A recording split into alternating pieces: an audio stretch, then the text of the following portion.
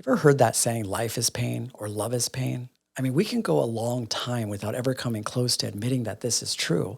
But if you've ever gotten your heart broken or lost someone close to you, I mean, it's simple sayings like this that can start to make sense. And the more we tell ourselves things like this, the more we start to actually believe it. I mean, this is why the illusory truth effect exists. And if you haven't heard of this, I mean, it's basically someone's tendency to believe false information when it's repeatedly exposed to them. I mean, if someone tells us that the sky is green enough times, you may start to actually believe that it's green. And just the same, if a narcissist gaslights you into thinking that you are the source of all emotional chaos in your relationship, I mean, trust me, you'll start to wonder whether dialectical behavioral therapy is something that you could actually benefit from.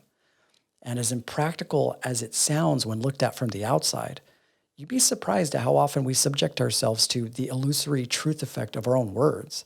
I mean, we tell ourselves that life is pain, that life is suffering, as if it's something that we should all learn to willingly coexist with.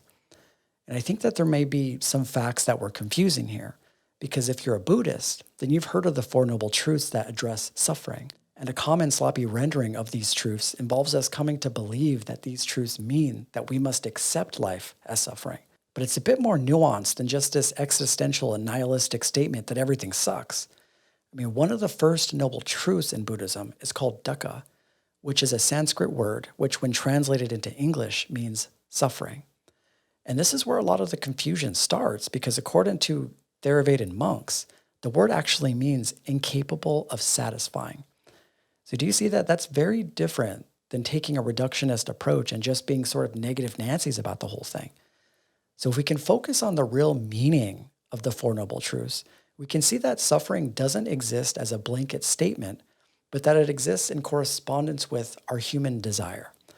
I mean, these are all facilitated by sense organs. You have taste, touch, smell, feelings, all moderated and organized by a busy ass ego that always has something to say about everything. I mean, if you ask the ego what it wants, I mean, holy shit, like what doesn't it want, right? It wants everything. It wants to be rich, wealthy, popular, beautiful, sexy. I mean, all these things. And then when we can't have these things, we face a type of backlash with life. And in response to our infinite number of unmet desires, I mean, you guessed it, we suffer. We either suffer by imposing a type of negative self-talk with ourselves, or we suffer by making others suffer as a result of not getting what we want. So yes, I mean, suffering definitely does exist, but it isn't a type of suffering that is built into the fabric of every unfortunate situation that happens on Earth. For example, when a tree dies, I mean, it just dies. When an animal dies, it dies. I mean, dying is one thing. Suffering is a completely different scenario because it speaks to a type of grasping we find ourselves in when we don't want to experience something. Nature is not preoccupied with grasping. Nature is just nature. It's natural. It flows and sort of surrenders to itself. It isn't having a full-blown conversation with itself, asking why it only has 50 followers or 100 subscribers. I mean, a flower isn't raising its petals in defiance for only being given 7 to 12 days to live. I mean, why would it? Everything about a flower is already defined in its association with nature because everything nature does is natural. So we can't just see the death of a flower and just assume that life is suffering. I mean, it would be more accurate to say that we as humans create the suffering by assuming everything is suffering, simply because everything in life changes. I mean, this is where the suffering is. We want everything to be the same or for everything to work in our favor. And because it doesn't, we suffer. So in this way, suffering is less about it being hardwired into existence as an inevitable fact. I mean, in Buddhism, they're talking about the suffering we create as a result of not getting what we want. I mean, this is the type of suffering that they're talking about. And this type of suffering is not something that we really want, yet we act like it's something that we have no control over. I mean, think about it. Like, do our bodies really want to suffer?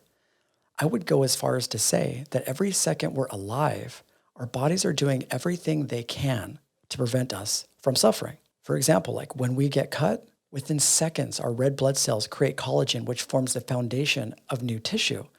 And 4 to 5 days later, through some miraculous magical wizardry, the wound just disappears. I mean, when you think about it, it's insane. When I was a child, I was really fond of Wolverine from X-Men because of this regenerative rapid healing power he had whenever he was wounded, not even realizing that we as humans already have the capacity to heal. I mean, it's interesting that we tend to take our body's own ability to heal for granted. I mean, we're over here saying that everything is suffering, and our bodies are like, nope, we aren't suffering, motherfucker. We are healing. I mean, within reason, of course. I mean, our bodies obviously can't heal from everything. But think about it. I mean, its intention is to always heal when it's faced with something that it knows is causing you pain. And it doesn't have to do this, but it does. I mean, regardless of whether we think life is suffering or not, it's still there laying the groundwork so that we can continue living our lives, believing what we believe, and feeling what we feel.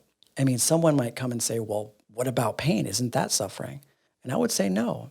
Our bodies do feel pain, yes, but whether we choose to suffer over the pain that we feel isn't left to the body to determine. I mean, the body just feels pain.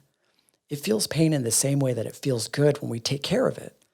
I mean, its sole purpose is to keep us alive. It isn't occupied with what we think about the world, but it is occupied by how we feel about it because our feelings are interwoven within our nervous system. But in terms of suffering, the body doesn't suffer. What suffers is our ego when we impose our beliefs and thoughts onto it and don't get the feelings that we want out of our bodies. So suffering doesn't start with the body, it starts with us.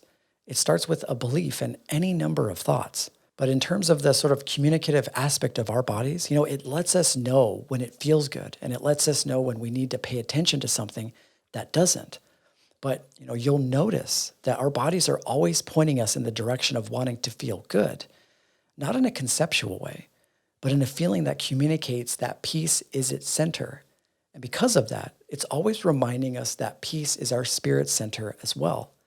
Because you'll notice, I mean, even if we approach the body with the idea of suffering as a result of a wound or a broken heart, regardless of what you think, it still begins healing and continues this sort of process of healing until it can reach a type of homeostasis, a type of peace where it can rest and focus on the things that it actually does well, which is live. And the fact that the body assimilates in this way is all the proof that we need to know that love is real. Because even when our ego is preoccupied with a broken heart, our bodies are there compassionately working on keeping us alive. I mean, we can learn so much about love by paying attention to how our bodies love us. When we break a leg, it repairs the bone. When we cut ourselves, it repairs the wound. When we provide it with food, it provides us with life. When we're in pain, it releases endorphins into our bloodstream. When we're in danger, it pushes adrenaline and cortisol through our veins so that we could fight or haul ass in another direction. I mean, our bodies have given us way more than our toxic exes ever did. And yet some still prefer being with them over spending time basking in the love that our bodies give to us every day. And it always brings me back to mindfulness. When we are mindful of our bodies, we'll notice that we are hardwired to be happy, that we are hardwired to love, because this is what our bodies are doing all the time. Our bodies are optimized for love. And because of this, I mean, so should we. I mean, all the proof is there. I mean, we operate the best as humans when we love, when we feel good. And good things happen as a result of our ability to love others. I mean, life happens, relationships happen, expansion happens, and most importantly, love happens. I mean, love inspires beautiful music, amazing art. It can take two completely different people and infuse them into one body through a child. I mean, it can do lots of things. I mean, it can help cure diseases by a human's willingness to commit their lives to research and treatment that can save thousands of people.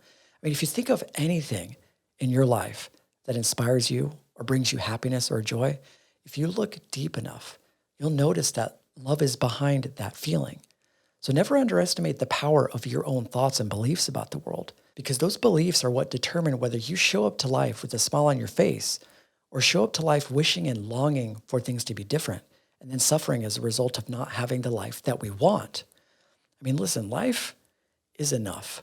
You can chase wealth, success, money, fame, but if you're chasing that because life isn't enough for you, then you might find yourself within the clutches of a self-imposed squid game where you'll bend your heart into a pretzel trying to make life feel worth it enough for you.